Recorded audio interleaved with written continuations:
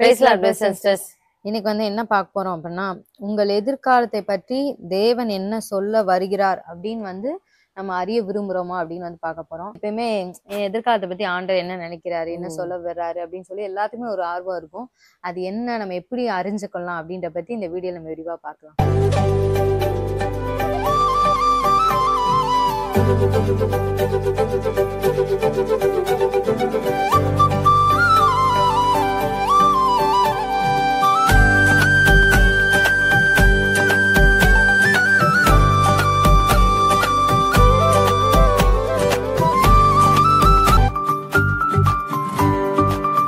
பாத்தீங்கன்னா பைபிள்ல நிறைய பேருக்கு ஆண்டவர் முக்கியமா ராஜாக்களுக்கு அந்த எதிர்காலத்தை பத்தி ஆண்டவர் தலைவர்களுக்கு ஏன்னா அவங்களுக்கு கீழே நிறைய மக்களுடைய வாழ்க்கை இருக்கு. அதனால நிறைய பேருக்கு ராஜாக்களுக்கு ஆண்டவர் வெளிப்படுத்துவாரு.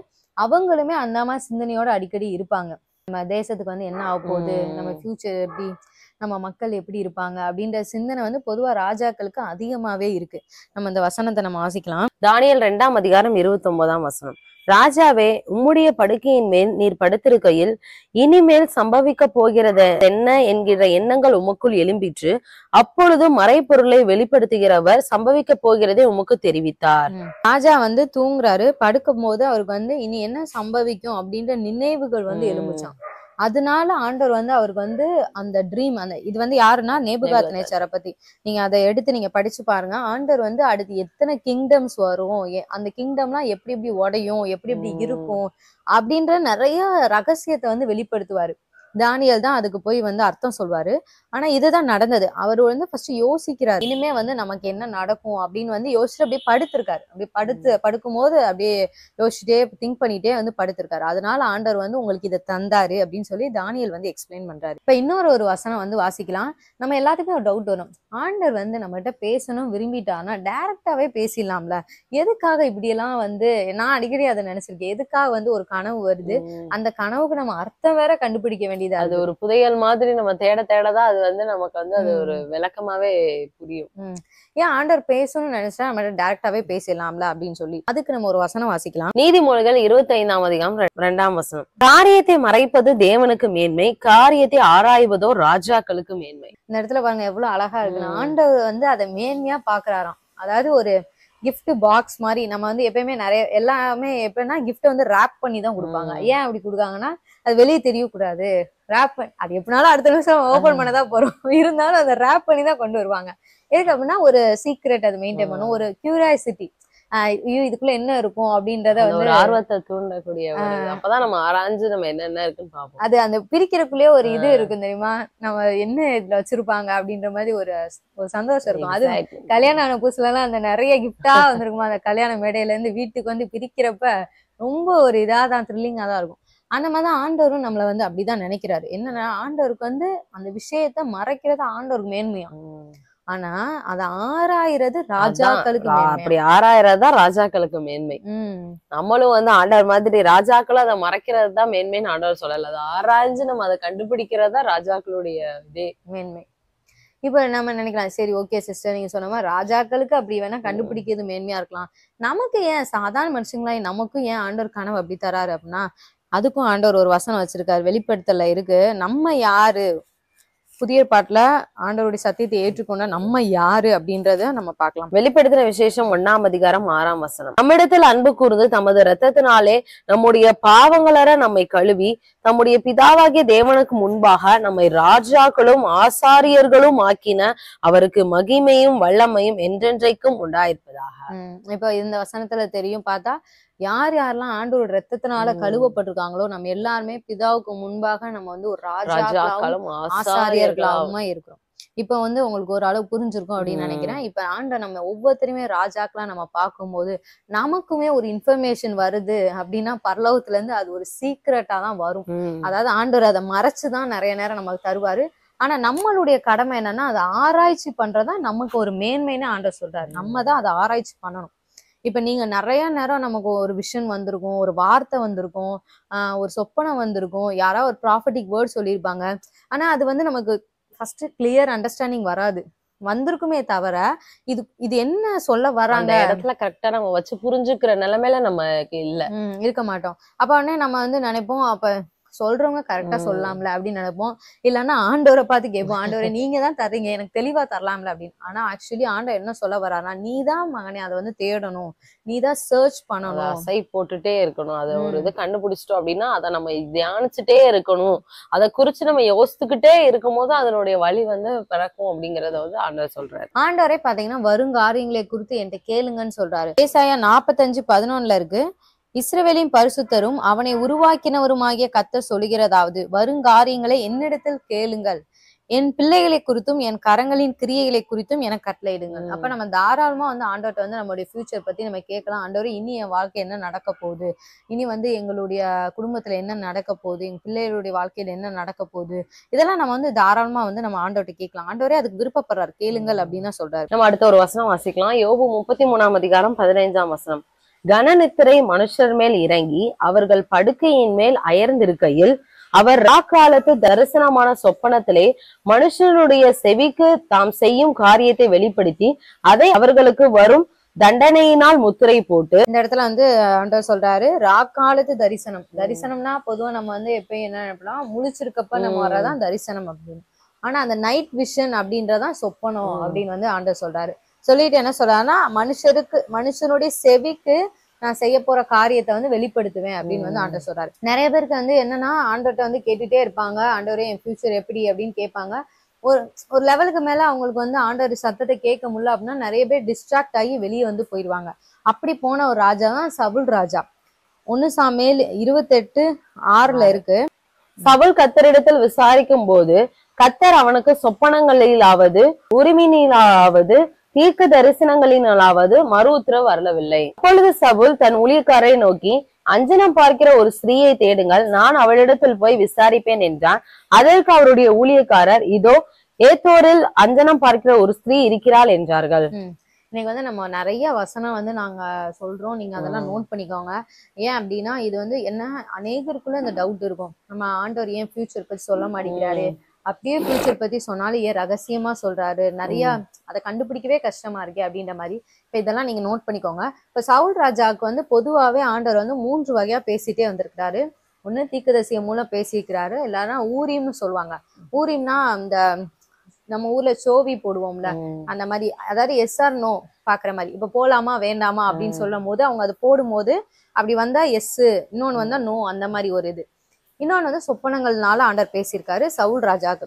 ஆனா அவர் ஆண்டவரை விட்டு வழி விலகி போனனால அந்த 3லயுமே அவர் பேசல. ஆண்டவர் பேசலன்றது சவுலுக்கு தெரியுது. இப்ப என்ன பண்ணிருக்கணும்னா, ஒண்ணு இவர் காத்திருந்திருக்கணும், இல்லன்னா ஆண்டவர்கிட்ட போய் விழுந்திருக்கணும். ஆண்டவரே எப்படியாவது என் கூட பேசுங்க, என்னை மன்னிங்க அப்படின்னு. ஆனா இவர் இப்ப என்ன பண்றாருன்னா வேற ஒரு இதுகிட்ட போறாரு. யார துரத்துனாரோ அவருதான் அந்த ஊர்ல இருந்து அஞ்சனம் பார்க்கிறவங்களே வெளியே துரத்துனாரு. துரத்திட்டு கடைசியில இப்ப அந்த அஞ்சனம் பார்க்கிற ஸ்திரீயவே எனக்கு போய் தேடுங்க அப்படின்னு சொல்லிட்டு அந்த வழியா போய் கேட்பாரு. அவரும் அந்த சாமுவேலை எழுப்பி அவரு கேட்பாரு, ஃபியூச்சர் பத்தி தெரிஞ்சுக்குவாரு, நாளைக்கு என்ன நடக்க போகுதுன்றது சாமுவேல் சொல்லிடுவாரு. ஆனா நம்ம அந்த சைட்ல போறது ரொம்ப தப்பு. டார்க் சைட்ல வந்து என்னைக்குமே நம்ம வந்து போகவே கூடாது. இன்னைக்கு நிறைய பேர் சொல்லுவாங்க, உங்க ஃபியூச்சர் நாங்க 5 நிமிஷத்துல பார்த்து சொல்லிடுவோம், உங்க 10 வருஷத்துல உங்க வாழ்க்கை என்ன நடக்க போகுது நாங்க சொல்லிடுவோம் அப்படின்னு சொல்லுவாங்க. மேபி அவங்க சொல்ற விஷயங்கள் கரெக்டா இருக்கலாம். ஆனா நம்ம வந்து எப்பயுமே அந்த மீடியம் வழியா நம்ம வந்து போய் ஆண்டவருடைய சத்தத்தை கேட்க முடியாது. ஏன்னா பிசாசுகள் நம்ம ஃபியூச்சர் கணிக்கதான் செய்யும். ஆனா நம்ம வந்து தேவனுடைய சத்தத்தை கேட்கணும் அப்படின்னா தேவனுடைய வழியில தான் நம்ம வந்து போய் கேட்கணும். ரெண்டாவது பார்த்தோம் அப்படின்னா வந்து நம்மளுடைய ஃபியூச்சரை பத்தி ஆண்டர் நமக்கு வச்சிருக்க சித்தத்தை நம்ம எப்படி அறிஞ்சுக்கலாம், இதெல்லாம் நம்ம பார்த்தோம் அப்படின்னா நம்ம படுக்கைக்கு போகும்போதே நம்ம அதை யோசிச்சுக்கிட்டே இருக்கணும். நம்ம நல்ல ஒரு ஸ்லீப், ஒரு டீப் ஸ்லீப் போற வரைக்கவே நம்ம வந்து என்ன சித்தம் வச்சிருக்காரு, என்ன நடக்க போகுது, நம்ம ஃபியூச்சர்ல என்னன்னு இதை நம்ம யோசிச்சுக்கிட்டே இருந்தா மட்டும்தான் நமக்கு வந்து இதா இருக்கும். நம்ம நிறைய நேரம் என்ன யோசிப்போம் அப்படின்னா, எல்லாருக்குமே என்ன நம்ம எப்பயுமே நல்லா ஞாபகம் வச்சுக்கோங்க, படுக்கும்போது எல்லாருமே யோசிச்சுதான் ஏதோ ஒரு யோசனையில தான் நம்ம படுப்போம். யாருமே படுத்ததும் அது அவங்களுக்கு உண்மையாலுமே ஒரு ரொம்ப பெரிய டீப் ஸ்லீப் இருந்தா மட்டும்தான் அப்படி ஃபிராக்ஷன் ஆஃப் செகண்ட்ல அப்படியே கண்ணு அசர்றது ஆனா நார்மலா நம்ம வந்து அந்த பர்டிகுலர் டைம் ஆயிடுச்சுன்னா நம்ம பாடி வந்து ரெஸ்ட் கேட்கறதுனால நம்ம ஃபர்ஸ்ட் பெட்டுக்கு போயிட்டு நம்ம படுத்துட்டு கொஞ்ச நேரம் கழிச்சுதான் நம்ம வந்து அந்த டீப் ஸ்லீப்கே போவோம், நல்ல ஒரு ஹை ஸ்லீப்கே. ஸோ அந்த டைம்ல நம்ம சிந்தனையில நிறைய ஓடிக்கிட்டே இருக்கும். அந்த நேரம் நம்ம வந்து என்ன பண்ணணும் அப்படின்னா, நம்ம ஆண்டருக்குரிய இந்த என்ன வச்சிருக்காரு, ஆண்டர் நம்ம குறித்த என்ன சித்தம், இந்த ஃபியூச்சர் என்ன அப்படிங்கிறத நம்ம வந்து யோசிச்சுக்கிட்டே இருக்கணும். நம்ம சங்கீதம் 63:6 நம்ம பார்த்தோம் அப்படின்னா, என் படுக்கையின் மேல் நான் உம்மை நினைக்கும் போது ராச்சாமங்களில் உம்மை தியானிக்கிறேன். இந்த இடத்துல ராச்சாமங்கள்ல தியானிக்கிறேன் அப்படின்னா, நான் அவர் படுக்கை மேலதான் ஆண்டவரை நினைச்சுக்கிட்டே படுக்கிறாரு. ராச்சாமங்கள் அந்த டீப் ஸ்லீப்ல எல்லாம் போகும்போதுதான் நமக்கு ஆண்டவர் பேசுறதான அந்த தரிசனங்கள் இதெல்லாமே நம்ம வர்றதுக்கு அவர் ராச்சாமங்கள்ல கூட ஆண்டவரை தியானிக்கிறாராம். தாவீது ராஜா தான் அந்த இடத்த வந்து இது பண்ணியிருக்காரு. நம்ம இதே சங்கீதம் 36:4 பார்த்தோம்னா, அவன் தன் படுக்கையின் மேல் அக்கிரமத்தை யோசித்து நல்லதல்லாத வழியிலே நினைத்து பொல்லாப்பை வெறுக்காதிருக்கிறான். இந்த இடத்துல பாருங்களேன், இது 2 இடம் இருக்கு. தாவீது சொல்றேன், நான் படுக்கையில யோசிக்கிறேன், ராஜாமங்களை தியானிக்கிறேன்னா இது கம்ப்ளீட்டா பாசிட்டிவான விஷயம். இதே படுக்கையில நம்ம என்ன பண்றோம் அப்படின்னா, வேற எதையாச்சும் கெட்டதை நம்ம யோசிக்கிறோம்னு வைங்களேன். இந்த வசனத்துல படி நம்ம கெட்டதை நம்ம அக்கிரமத்தை யோசித்து அதையவே நம்ம பண்ணோம் அப்படின்னா, அந்த பொல்லாப்பே நம்ம யோசித்தோம் அப்படின்னா, அந்த நாளைக்கு நம்ம என்ன பண்ணுவோம், நம்ம ஃபியூச்சர் அதை நோக்கிதான் ஓடும். நம்ம அதை தான் நம்ம வந்து ப்ரிஃபர் பண்ணுவோம். ஸோ நம்ம படுக்கையில நம்ம டீப் ஸ்லீப் போறதுக்கு முன்னாடி நம்ம எதை யோசிக்கிறோங்கிறது ரொம்ப முக்கியம். இப்ப 3வது நம்ம வந்து ஒரு விஷயம் பார்க்கலாம். இப்ப வந்து சில பேருக்கு வந்து ஃபர்ஸ்ட் டைம் வந்து ஆண்டர் அவங்களை குறிச்சு பேசியிருப்பாரு. ஆனா வந்து இவங்க வந்து என்ன பண்ணிருப்பாங்கன்னா, சில நேரம் நம்பாம விட்டுருப்பாங்க, சில நேரம் என்ன பண்ணிருப்பாங்கன்னா புரிஞ்சிருக்காது, அவர் என்ன சொல்ல வரான்னு புரிஞ்சிருக்காது. இல்ல அப்படின்னா குடும்பத்துல ஒரு ஆளுக்கு மட்டும் ஆண்டர் சொல்லியிருப்பாரு, இன்னொரு ஆளுக்கு வந்து தெரியாம இருக்கும். அந்த மாதிரி இதெல்லாம் இருக்கும். அப்ப வந்து கன்ஃபியூஷன் ஆயிரும், உண்மையாமே ஆண்டவர் அப்படி சொன்னாரா சொல்லலையான்னு. இதை நம்ம யார் வாழ்க்கையில பாக்கலாம் அப்படின்னா, சிம்சனுடைய அம்மா அப்பா வாழ்க்கையில நம்ம வந்து பாக்குறோம். ஆண்டவர் வந்து தேவதூதர் வந்து என்ன பண்ணுவாரு அப்படின்னா, சிம்சோனுடைய அம்மாக்கு தான் ஃபர்ஸ்ட் வந்து தெரியப்படுத்துவார். இந்த மாதிரி உனக்கு இப்படி எல்லாம் ஒரு குழந்தை பிறக்குமா, நீ வந்து அந்த குழந்தைய வந்து நீ இப்படிதான் வளர்க்கணும் அப்படின்னு.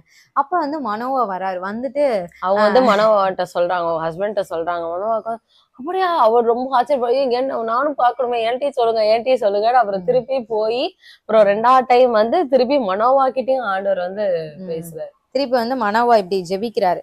நியாயாதிபதிகள் 13:8 இருக்கு. அப்பொழுது மனவா கர்த்தரை நோக்கி விண்ணப்பம் பண்ணி, என் ஆண்டவரே, நீர் அனுப்பின தேவனுடைய மனுஷன் மறுபடியும் ஒரு விசை எங்களிடத்தில் வந்து பிறக்க போகிற பிள்ளைக்காக நாங்கள் செய்ய வேண்டியதை எங்களுக்கு கற்பிப்பாராக என்று வேண்டிக் கொண்டாங்க. ஏன்னா இவங்க கண்டிஷன் வந்து அவங்க தேவதூதர் வந்து நிறைய கண்டிஷன் சொல்லியிருக்காங்க.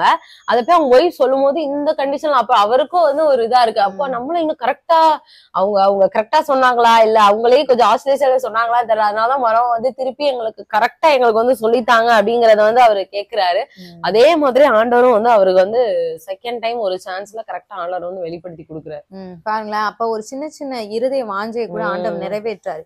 ஒரு சில நேரம் நமக்கு ஏதாவது ஒரு ப்ராஃபிட்டிக் வேர்ட் சொல்லியிருப்பாங்க, நமக்கு ஒரு டவுட் கூட இருக்கலாம், உண்மையாமே இந்த மாதிரி வார்த்தை நம்ம வாழ்க்கையை நிறைவேறுமா, இதெல்லாம் இல்ல ஒரு வேலை இது பொய்யா, அந்த மாதிரி ஒரு டவுட் உங்களுக்கு இருக்கலாம். இல்ல ஆண்டவர் உங்களுக்கு ஒரு சொப்பனம் கூட தந்திருக்கலாம், அந்த சொப்பனத்து மேல உங்களுக்கு ஒரு தவறான ஒரு இன்ஃபர்மேஷன் வந்து ஆண்டவர்ட்ட நம்ம கேட்கலாம். அதனால நீங்க மனோவா மாதிரி திருப்பி நீங்க பிரேயர் பண்ணுங்க, ஆண்டவரே எனக்கு இன்னொரு விஷயம் எனக்காக இறங்கி நீங்க என் காரியத்தை வெளிப்படுத்துங்க, என்னுடைய வருங்காலத்தை எனக்கு வெளிப்படுத்துங்க அப்படின்னு சொல்லும்போது நிச்சயமா ஆண்டவர் வந்து செய்வார். அன்றைக்கு மனோவாக செய்த தேவன் இன்றைக்கு நிச்சயமா நம்மளுக்கும் செய்வார். இந்த வீடியோ உங்களுக்கு ரொம்ப பிரயோஜனமா இருந்திருக்கும் அப்படின்னு நாங்க சுவாசிக்கிறோம். வீடியோ நீங்க பாத்திருப்பீங்க. ஆண்டவர் வந்து உங்களுடைய எதிர்காலத்தை வச்சு நீங்க எப்படி எல்லாம் இருக்க போகுது அப்படிங்கறத வந்து ஆண்டவர் உங்களுக்கு வெளிப்படுத்தணும், அவரு என்ன சித்தம் வச்சிருக்காருங்கிற தெரியணும் அப்படின்னா நாங்க இப்ப ஒரு 3 பாயிண்ட் சொன்னோம், நீங்க அதன்படி பண்ணுங்க. நிச்சயமா அந்த காலத்துல ரட்சிக்கப்படாத ராஜாக்களுக்கு கூட ஆண்டவர் வந்து வெளிப்படுத்திருக்காரு. ஏன்னா அவங்களுக்கு கீழே பல மக்கள் வந்து ஆண்டவருடைய மக்கள் இருக்காங்க. சோ அதனால நம்ம வந்து யாருனாலும் நம்ம கேட்கலாம், ஆண்டவர் எனக்கு வெளிப்படுத்தி தாங்க அப்படின்னு. பார்வோன் ராஜாவும் ரட்சிக்கப்படாதவர்தான், எகிப்துல உள்ளவர்தான். நேபுகாத்நேச்சாரும் ஆண்டவர் தெரியாதவர்தான். அதுக்கப்புறம் தான் அவர் ஏற்றுக்கொள்வார். ஆமா, இந்த மாதிரி அவங்களுக்கு எல்லாம் கூட ஆண்டவர் வந்து வெளிப்படுத்தி காமிச்சு ஒரு ஃபியூச்சரை பத்தி எதிர்காலத்தை காமிச்சவர். ரட்சிக்கப்பட்டு நம்ம இருக்க அவருடைய ரத்தத்தினால கழுவப்பட்ட பிள்ளைங்கள் நம்ம எல்லாம் வந்து எவ்வளவோ பெரிய பாக்கியம் பெற்றிருக்கோம் நம்ம சொல்லலாம். சோ நீங்க உண்மையாமே ஆண்டர்கிட்ட நீங்க தெளிவா கேளுங்க, நிச்சயமா ஆண்டவர் உங்க எதிர்காலத்தை பத்தி உங்களுக்கு வந்து கற்று தருவார். இந்த வீடியோ நீங்க அநேகருக்கு ஷேர் பண்ணுங்க, சத்தியம் தெரியாதவங்க பிரயோஜனமா இருக்கும். மீண்டும் உங்களை அடுத்த ஒரு வீடியோ உங்களை சந்திக்கிறோம். கர்த்தர் உங்களை ஆசீர்வதிப்பாராக.